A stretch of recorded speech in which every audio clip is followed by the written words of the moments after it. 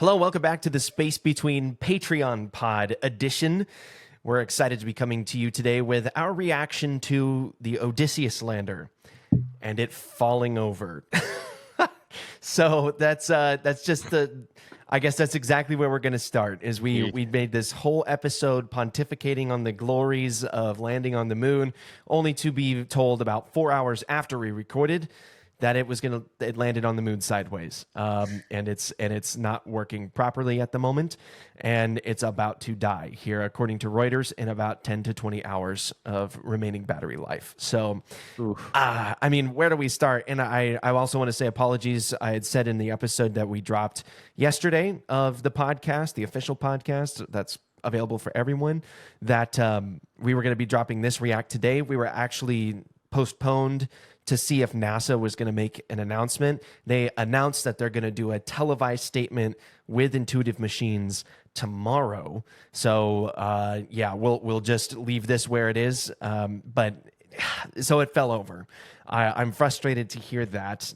I guess, Dawson, just straight up, what are the implications in your mind that the Odysseus lander didn't land properly, and now what does that do to the future of privatized space exploration? Well, thankfully, they've been able to communicate with it. It's just been more difficult to communicate with Odysseus because the signal in which they get from the receiver is pointed away on Odysseus. So if it was standing straight up, it would be able to communicate and send its signal back and forth better. But because it's currently facing towards the ground, it is harder to communicate with Odysseus and get images back that we have and that we've seen, which thankfully we have seen images and they've been releasing them. And you can see them on Intuitive Machines X page that they have on Twitter.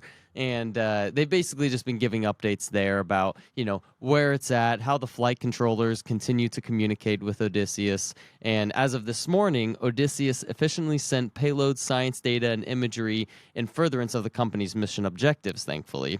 And the flight controllers are working on final determination of battery life to help determine whether or not it has about, 10 to 20 additional hours left. And that's partly due because the solar panels and the ways that they were going to be getting energy from the sun to be able to help power this are not facing towards the sun, and they're not getting the amount of sunlight that they need. They're still getting sunlight, just not the same amount of sunlight as it would have been if it would have been standing up. So Gotcha. Yeah, I need to figure out how long the mission was supposed to go in the first place. I don't think it was going to be that long anyways. So it was projected to be 7 to 10 days. Okay. And so it put down this last Thursday.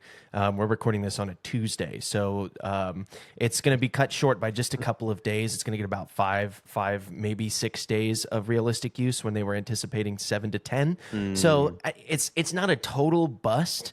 But there's a couple of things that really stood out to me. First of all, as of yesterday, and now this number has fluctuated greatly, but yesterday, according to Reuters, shares of Intuitive Machines plunged by 35% on Monday. Ooh. So Intuitive Machines took a major hit. Reuters then came back and said that the company's shares were down 8% today. Pairing losses after Intuitive said it was still in touch with the lander. Still, the stock has wiped out most of its gain since last week. So any of the money that the private company had made from a stock market perspective, and wow, these guys actually did it. They made good on what they said they were going to do. Stock goes up. It lands on its side. Stock plummets. They say, wait, it's not as bad as we thought it was, even though it's not great. And so it kind of almost breaks even. I don't know. It's crazy. But listen to this. Intuitive Machines has said it spent roughly $100 million on the lander and received $118 million from NASA under the agency's Commercial Lunar Payload Services program, a low-budget effort to spur flights to the moon by private enterprise. And it also made history, according to Reuters. It was also the first lunar landing ever by a commercially manufactured and operated space vehicle, and the first under NASA's Artemis program, which aims to return astronauts to Earth's natural satellite this decade. So still a historic moment, still a historic landing, but it went wrong. And the thing that's really bothersome to me about this is that in the Reuters article, they talk about, and we'll put this on our website, we'll put it in our sources that you can check out, www.spacebetween.com, and there's a little tab that says sources. It's where we usually try to put all of our articles that we reference, so that you can see what we were looking at, where we're getting our information from. And here's what's really bothersome to me is that it says an Intuitive Machines official said the loss of the range finders, which were the equipment that failed that they had to create a patch for while using NASA's equipment to try and land this thing anyway, which is why it delayed the landing of the module by one lap around the moon, one orbit. Yeah, one orbit. It says that the company's forecast for a premature end to the mission came as new details emerged about testing shortcuts and human error that led to an in-flight failure of the spacecraft's laser-guided rangefinders ahead of its landing last Thursday near the moon's south pole. An Intuitive Machines official said the loss of the rangefinders stemmed from the company's decision to forego a test firing of the laser system to save time and money during pre-flight checks of Odysseus at NASA's Kennedy Space Center in Florida. And here's the direct quote from Mike Hansen, the company's head of navigation systems. There were certainly things we could have done to test and actually fire it. They would have been very time-consuming and very costly. So that was a risk as a company that we acknowledged and took. No. As someone that's looking forward to seeing how the privatization of space goes, absolutely not.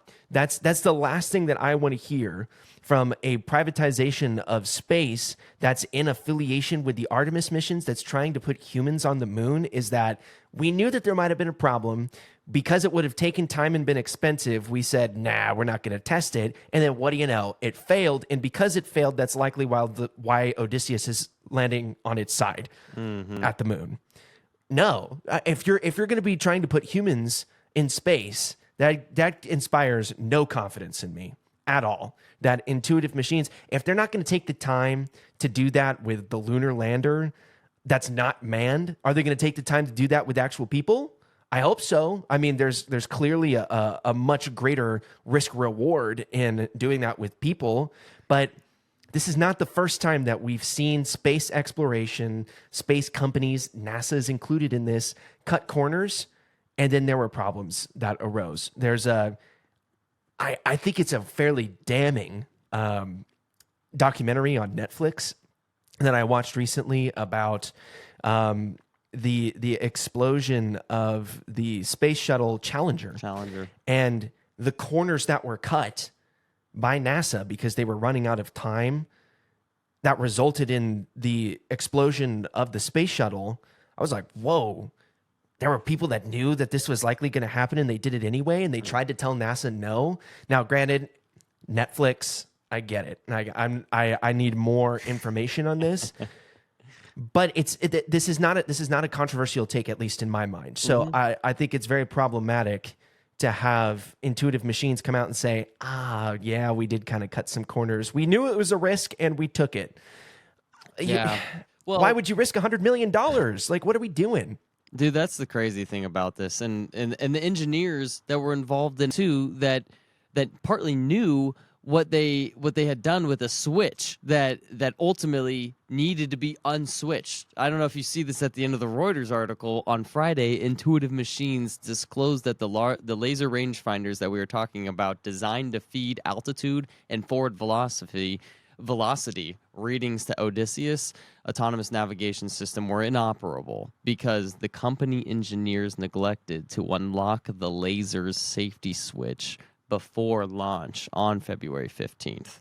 So it really just it hurts to think that a simple safety lock, which is akin to a firearm safety switch that can only be disabled by hand, was what prevented it, what could have been done to prevent all this from happening. So that's really the thing that hurts me the most, is it does seem like a simple fix. Yeah. And also double checking and making sure you go through, like we were talking about, that everything is up to speed.